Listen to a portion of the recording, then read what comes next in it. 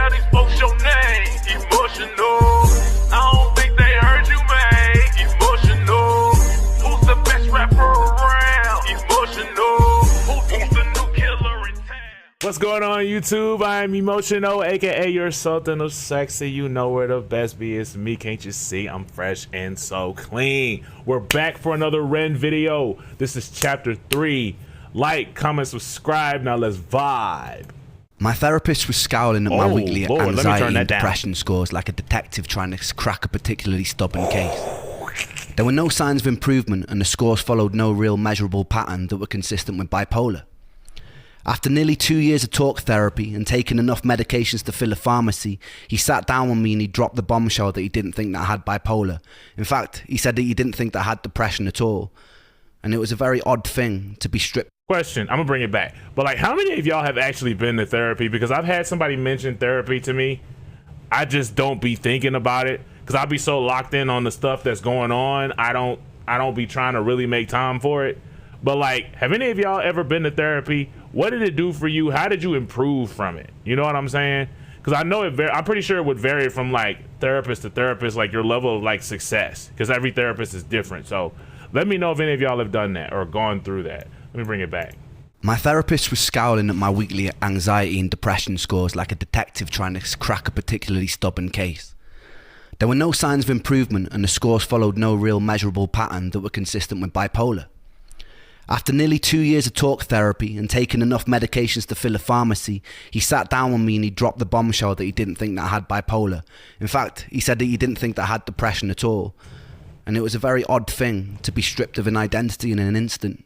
The reality was that a 20-minute in and out consultation 2 years ago led to 2 years of swallowing pills that I never needed and devoting so much of my time to managing the condition that I never actually had. The emotions inside me swirled around like a mismatched soup. On one hand, I was full of anger and I was bitter about the whole situation, but I was also hopeful that this new path could offer me the relief that I desperately needed. He told me he was going to refer me to an ME clinic in Bath. I'd never heard of it before, but instinctively true to character, I started researching it online as soon as I got home.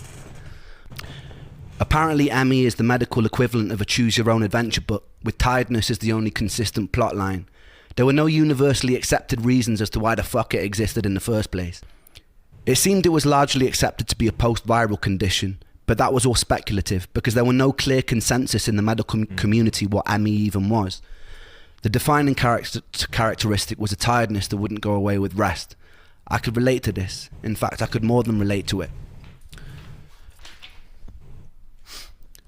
For anyone lucky enough to have not have experienced this, if you want an idea of what it's like, force yourself to stay awake for 3 nights in a row. During this time, eat the food that makes you feel terrible, and in this sleep-deprived state, exercise until your muscles give out. How the heck I'm supposed to do that? I'm sleep-deprived, and then I gotta eat? I gotta work out till my muscles give out? I'll probably do like half a push-up and just fall asleep at that point. Golly, that sounds like a lot. The third day, you'll have a small insight into living with this condition. During the years post-stem cell transplant, where I recovered a lot of my health and functionality, I remember getting COVID and thinking it was a walk in the park compared to the first year of my illness. The difference was COVID lasted about a week. The thick of my illness lasted 8 years, and it only was getting worse. I pinned a lot of hope on going to that first visit at the ME clinic. It was a 6-month waiting list, God bless NHS wait times, but I felt excited to be surrounded by people who would understand me, where I could climb out of this nightmare. But my hopes were pretty quickly crushed during that first visit. I remember walking into a space that looked like a disused classroom where a bunch of people on chairs were sitting around in circles like Alcoholics Anonymous. I could feel a sense of camaraderie in that we all felt like dog shit. We were all confused and we were all desperately wanting to feel better. I believe at the time I was probably the youngest in the group. The group leader waddled in and handed us all a booklet that looked like a school timetable. She then sat us down and told about this new revolutionary technique called pacing, where you write down and track everything that you do in a day, and then you do it less. And then with time, do it more again. The theory being that you have a limited bucket of energy compared to normal people, and you need to protect that and gradually push it. I thought this sounded pretty stupid, so I raised my hand. I told her about the pain in my body. I told her that my muscles twitched constantly. I told her that my bones ached. I told her that my mouth was dry. I couldn't focus. That some days they'd be without mercy and I'd be trapped in bed for the whole day. But the days that I wasn't, I wanted to make the most of it. I wanted to breathe the air and I wanted to live. She told me she understood it's hard, but she didn't really offer more than that. She just pointed at the booklet and told me to follow it. I asked her about things like heavy metal poisoning, about chronically reactivating viruses, about defective mitochondria, about all the things that I read that were linked to chronic fatigue, but she just raised an eyebrow, looked at me like I was a hypochondriac and told me she knew nothing about those things. I remember walking out of the building feeling disheartened and defeated, so much so that my legs buckled as I was walking home. I began to sob uncontrollably on the side of the road. An old woman knelt down to comfort me and asked me what was wrong. I didn't even really know how to explain, so I just told her that I missed my friend. Despite my skepticism, I stuck to the program for at least half a year, and I kept going for my periodic visits to the clinic, and it did jack shit. In fact, I got worse. I was always getting worse. That's a lot of time to dedicate to something.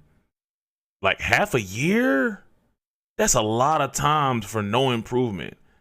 I feel like I'm just thinking about it from like my perspective. I feel like that would make me upset more so mentally and piss me off. I ain't even gonna lie. I'm gonna just be 100. It would piss me off because I'm like, I spent half a year going off what y'all is telling me for me to not even improve. That's insane work, bro. It's insane work. It would make me really upset. One thing that particularly struck me about the ME support groups was the pure desperation and confusion.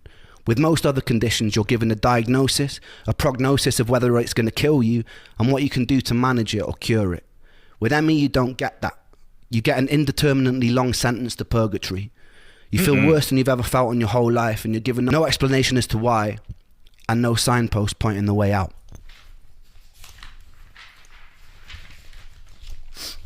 There was no selection bias to the people suffering. Members of the group were anything from esteemed ex-lawyers to single parents to former athletes. One thing I can say, these people were for the most part all extremely driven and collectively mourning their old lives. There's a stigma that because ME's predominant presentation of symptoms is tiredness, that its victims are just being lazy. I can tell you firsthand that me and every single person I've met with genuine ME would rather run 1,000 marathons than have to live another week with the tiredness and the unrelenting fatigue. We were at war with our tiredness, trying desperately to escape it, and some of us would go to extreme lengths to turn ourselves into guinea pigs to try and find ways out. Suicide was pretty common in those online support groups. It was around this time I was swallowed into the music industry. I was out busking on the streets one day and I noticed this sketchy, good-looking Mauritian guy with his arms crossed watching me, really intensely, as though he was studying every lyric coming out of my mouth. He approached me and asked me if the songs I was singing were mine. I said they were. A big smile was painted across his face, and he told me he just finished recording Plan B's latest record, which turned out to be The Defamation of Strickland Banks, one of my favourite albums of all time. Who is Plan B? Because I know a lot of y'all know your music, so who is that? Let me know. But let me bring it back. And also, like, it's interesting how common it is for us to look for people who understand or wanting to belong somewhere. You know what I'm saying? And it's interesting how, like, because I felt like this before, how, like, we as a society, we deem it like it's better to be a lone wolf than to be a part of a collective, like to be a part of a team. Because it's like, I'll be honest, from my own perspective, it's hard wanting to include people in your life or add people to your life, especially once you get to a certain point in your life. You've been through enough stuff, and it's like even though you still, like, of course I wouldn't, it's like I want to, but at the same time I don't. I don't know. I have this weird thing where it's like I just don't feel like wasting my time or my energy, or I feel like I'm gonna waste my time or my energy, and so I just don't allow people in. You know what I'm saying? Well, especially like depending on your first impression is really gonna determine if I really let you in or not. Because it's like if you give me a stank first impression, I'm not doing it. I'm just not gonna do it. I'm not gonna do it. And over time, like, I notice I tolerate more stuff from people that I meet through other people. You get what I mean? I'm a little bit more patient only because I met you through a friend. If I didn't meet you through a friend, I would be way less patient. Way less patient. Suicide was pretty common in those online support groups. It was around this time I was swallowed into the music industry. I was out busking on the streets one day and I noticed this sketchy, good-looking Mauritian guy with his arms crossed watching me, really intensely, as though he was studying every lyric coming out of my mouth. He approached me and asked me if the songs I was singing were mine. I said they were. A big smile was painted across his face and he told me he just finished recording Plan B's latest record, which turned out to be The Defamation of Strickland Banks, one of my favourite albums of all time. He was looking for a new project to sink his teeth into and he asked me if I'd come to London to record. We got into it. The whole time I felt dreadful, but this was a lifelong dream materialising in front of my eyes. So bit by bit, when I could, I'd get the train to London and start chipping away at my first ever album. I didn't really let on how I was feeling during this time because I didn't want to sabotage it. There would be times I'd finish up in the vocal booth after doing the take, excuse myself to go to the toilet, throw up from the dizziness I was experiencing, sometimes with specks of blood, and then I'd go back and pretend that nothing had happened. I'd be sitting around with the whole room spinning and would pretend I was fine. There was only so long that I was able to keep this up. Eric told me it'd be a cool idea for me to start going to industry showcases and start building buzz. Performing live like this was a whole new level of taxing that I wasn't ready for, but I was so... Oh, this was the time period where he got his first album? Because I remember we did the Freckled Angels live performance, and it was another one. I think it was Streetlight? Was it Streetlight? Correct me if I'm wrong. But, so this time period, I think y'all said he was... How old was he here? Wasn't he like... in his like early 20s or something like that, I think. I can't remember. But I do remember reacting to that Freckled Angels song he did. So ferociously ambitious that I just ploughed through. The usual way it would go is I'd be in the back of Charlie's car, the whole world would be spinning. I'd be trying my best to sleep in it all day, parked up outside of whatever venue or pub it was in London, trying to conserve energy for the show. Sometimes I'd cry a little before I performed. My whole body would be burning. Then I'd brush it off and I'd get on stage and I'd perform as best I could. People would come up to me at the end, pat me on the back. I'd smile and pretend to be charismatic. Then I'd get back in the car and I wish I was in bed and have to endure a 3-hour drive back to Bath from London. There was only a few shows where I could keep pretending. I'd usually be trying to disguise the fact that my body was trembling through the fatigue and pain. Eventually I started crying mid-set. It became blindingly obvious to everyone working with me during that time that something was very wrong. I told Eric that I needed to take some time out. My plan was to live at home with my mum for a month maximum, get my energy back, and come and finish the record. That 1 month turned into 2 months, turned into 3 months, turned into 6 months. I pushed myself to total burnout. The distance led to me and that angel breaking up, in part because it was difficult to navigate a relationship when you have so much brain fog, and I didn't know what it was well enough to be able to explain it to her at the time. With a loud thud, I'd been jolted out of a Shakespearean storyline, I lost the record deal, and I couldn't get out of bed. My friends from Trick the Fox never really called to check up on me. It felt like the whole world was moving at lightning speed without me. I had this amazing opportunity right in front of me, and I was chained to the floor. That's one of the times you really see who your friends are. Like, you lose the record deal and all this out in the third, and then next thing you know, like, your friends don't even check in on you. It's tough. That's tough. Was well enough to be able to explain it to her at the time. With a loud thud, I'd been jolted out of a Shakespearean storyline, I lost the record deal, and I couldn't get out of bed. My friends from Trick the Fox never really called to check up on me. It felt like the whole world was moving at lightning speed without me. I had this amazing opportunity right in front of me, and I was chained to the floor. I was alone, I was sick. I wished that my condition would get it over with and kill me, but it wouldn't, and it felt cruel that it wouldn't. It just let me rot in bed. The whole world would continue to turn, and I would rot. In the next episode, I'm going to tell you about a fight with a television and losing my anal virginity to an 80-year-old man. Stay tuned for that. What? What just happened?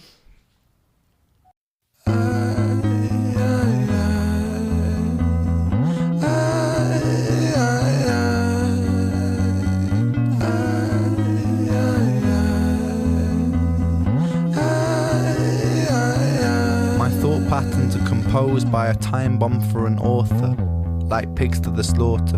A symphony of self-doubt sings out, breath starts getting shorter. Running water is the state that I wish to become. Instead, concrete envelops my movement and I'm rendered deaf and dumb, unable to heed the advice of others. Don't tell me things will get better. Cause so far things haven't gotten better. I've got the sweater, poster child, bipolar, ADHD, therapist, wet dream. I don't wanna talk about my father, I don't wanna talk about my dead friend, I don't wanna talk about myself. I'm sick of talking about myself. I'm sick of talking about myself and realizing that talking about myself never ever helps. Still, I call for help, cause I really want help. But the pills didn't seem to help, and the therapist didn't seem to help. But still, I want help.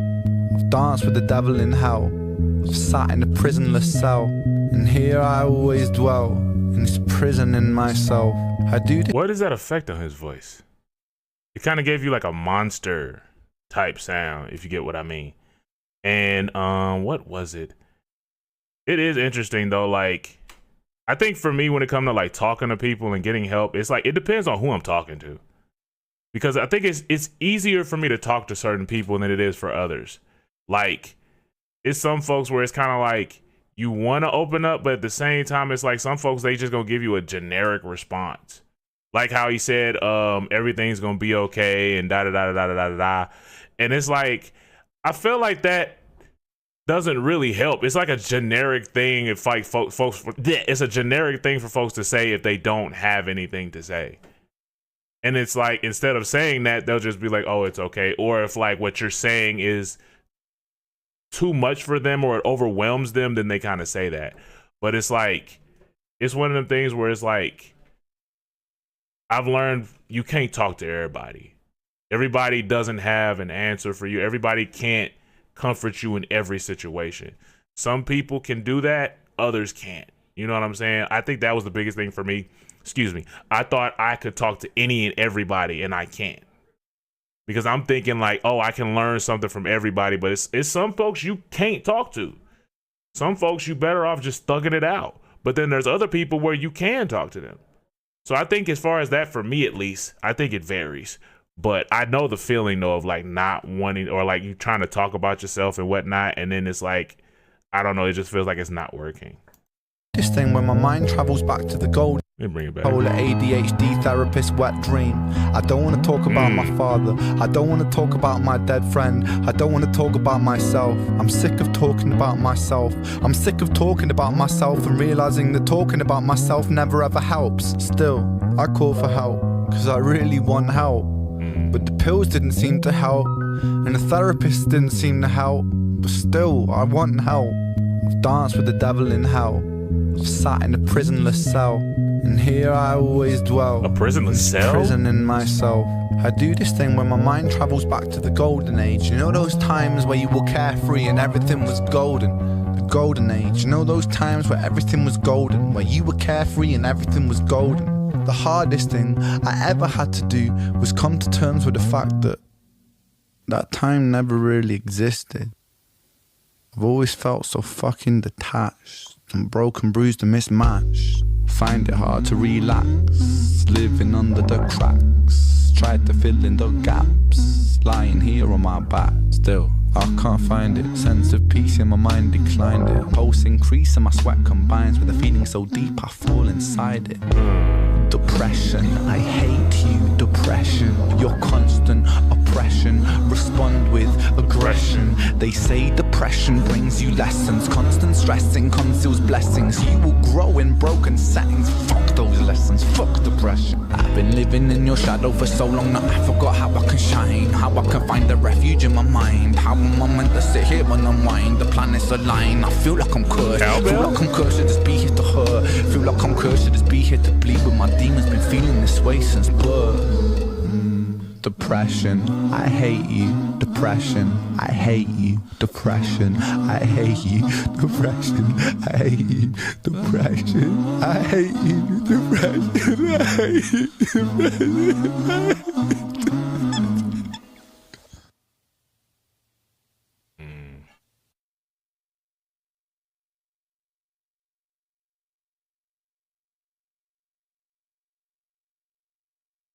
Okay, so that's the end of that video.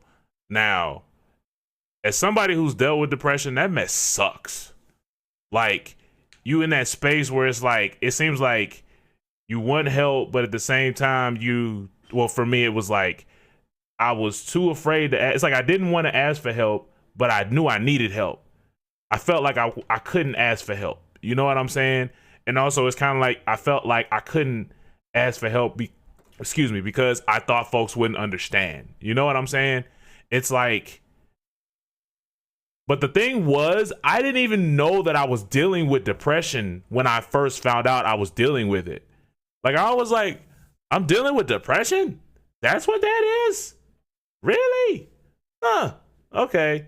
Because like I never thought in a million years that I would deal with depression, because I always heard about other people dealing with it, and then I didn't think nothing of it. But then like when certain things were going a certain way in my life, then it kind of just snuck up on me. You know what I'm saying? It's like, dang, I'm thinking I'm cool, I'm minding my business. Maybe I'm just upset. Maybe I'm just down right now. Maybe I'm just like, what's the word I'm looking? Yeah, I'm just down. I didn't think I was actually like dealing with depression, because it's like, that's what that is? Because it's like, again, I always hear about it, but I didn't think I'd go through it. But it's like, when it come to that stuff, like, I pray that like anybody that deals with that, like, I pray that you can get the help that you need. Like, but please seek the help too. Because I think for me, it was actually trying to ask for the help, but I'm glad that I did get the help with it. But anyway, I hope everybody's having a good day, and I hope that everybody continues to have a blessed day and a blessed life. And I'm finna get up out of here. Peace easy, baby. Lay ya.